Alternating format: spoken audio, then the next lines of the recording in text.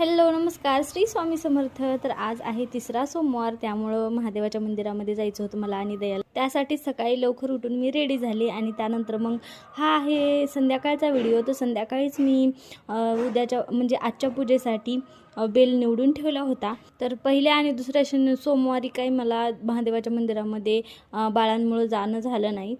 तर म्हणलं की आज तिसरा सोमवार आहे तर जाऊन येऊया. तर जाते वेळेस काही मी शूट केलं नाही. त्याचं कारण म्हणजे मी काही मोबाईल सोबत नेला नव्हता.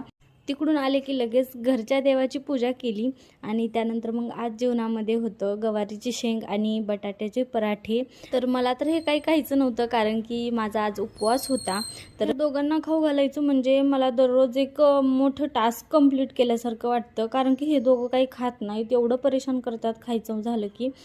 1 तास तरी यांच्या मागं लागावं लागतं, म्हणजे यांच्यासमोर डान्स करावा लागतो, गाणे म्हणावे लागतात, काय काय करावं लागतं माझी मलाच माहिती. तुमची ही बेबीज असा त्रास देतात का मला नक्की कमेंट करून सांगा. तर इथं मी ड्रेस चेंज केला आहे. त्याचं कारण म्हणजे दादूनं उलटी केली होती अंगावर माझ्या, त्यामुळे मी ड्रेस चेंज केला. तर रात्रीच्या 12-12:30 वाजता हे आमच्या दोघांचं असं सुरू असतं. म्हणजे हे डेलीचंच झालेलं आहे आमचं. म्हणजे धिंगाणा तर आमचा दररोजच सुरू असतो रात्री. आम्हाला काही लवकर झोप येत नाही. मलाही त्याची सवय झाली आहे. गेली 8 महिने मी रात्रीचं जागरण करत असते आणि सकाळी लवकर उठत असते. तर त्यामुळं काहीच वाटत नाही मला ह्या गोष्टीचं, कारण की अशाही गोष्टी काही माझ्या लाईफमध्ये परत परत येणार नाहीत, कारण की एकदाच मला ट्विन्स झालेले आहेत. चला तर मग आजचा मिनी ब्लॉग इथंच एंड करते. उद्या भेटूया नेक्स्ट मिनी ब्लॉगमध्ये. तोपर्यंत बाय बाय, स्टे ट्यून.